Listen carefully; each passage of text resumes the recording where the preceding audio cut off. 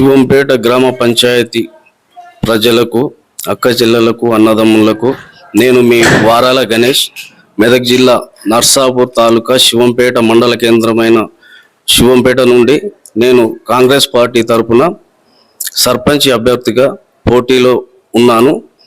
నేను ఇంతకుముందు కూడా శివంపేట గ్రామ పంచాయతీ మెంబర్గా పనిచేసిన అనుభవం నాకుంది. 2019లో కూడా నేను గ్రామ అభివృద్ధి కోసం సర్పంచ్ అభ్యర్థిగా బరిలోకి దిగి స్వల్ప తేడాతోని ఓడిపోవడం జరిగింది. అప్పటి నుండి కూడా 7 సంవత్సరాల నుండి కూడా నేను ఓడిపోయిన ప్రజలలో ఉంటూ గ్రామ అభివృద్ధి కోసం నా వంతుగా కృషి చేస్తూ ప్రజలకు ఎలాంటి సమస్యలున్నా అక్కడ నిలబడి సమస్యల పరిష్కారానికి కృషి చేస్తూ నా వంతు కృషి చేస్తూ ఉన్నాను.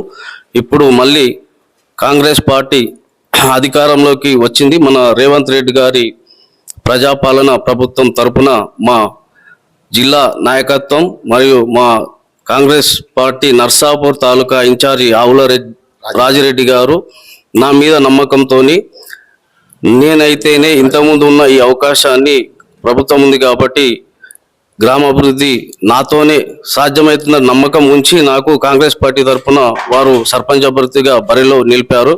కావున శివంపేట గ్రామ పంచాయతీ ప్రజలకు నేను ఒకటే మనవి చేస్తున్నా, శివంపేట గ్రామ పంచాయతీ అభివృద్ధి గత 7 సంవత్సరాలుగా పూర్తిగా కుంటుబడిపోయింది. గత పాలకుల నిర్లక్ష్యం మూలాన శివంపేటలో పారిశుధ్యం మూలన పడింది. అలాగే మంచినీటి వ్యవస్థ కూడా పూర్తిగా నాశనం అయిపోయింది.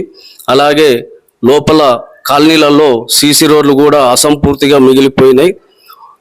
నాకు అవకాశం ఇచ్చి గ్రామ ప్రజలు నన్ను ఆశీర్వదించి నన్ను భారీ మెజారిటీతో గెలిపిస్తే, బ్యాట్ గుర్తుపై ఓటు వేసి భారీ మెజారిటీతో గెలిపిస్తే నేను శివంపేటను అభివృద్ధి పథంలో నడిపిస్తూ, ఎందుకంటే కాంగ్రెస్ ప్రభుత్వం అధికారంలో ఉంది, మా అధినాయకత్వం సహకారంతో మా ఆవుల రాజిరెడ్డి గారు మరియు మా మెదక్ జిల్లా కాంగ్రెస్ పార్టీ అధ్యక్షులు ఆంజనేయులు గౌడ్ గారు, అలాగే మా జిల్లా గ్రంథాలయ సంస్థ చైర్మన్ సువాసన్ రెడ్డి గారుల సహకారంతో శివంపేట అభివృద్ధికి పాటుపడతానని, అలాగే ఎలాంటి సమస్యలు ఉన్నా నేను లోకల్గానే ఉంటాను కాబట్టి ప్రజలకు ఎలాంటి సమస్యలు ఎదురైనా అందుబాటులో ఉండి ప్రజాసేవ చేసుకోవడానికి నేను పూనుకొని ఈ సర్పంచ్ అభ్యర్థిగా బరిలోకి దిగినాను.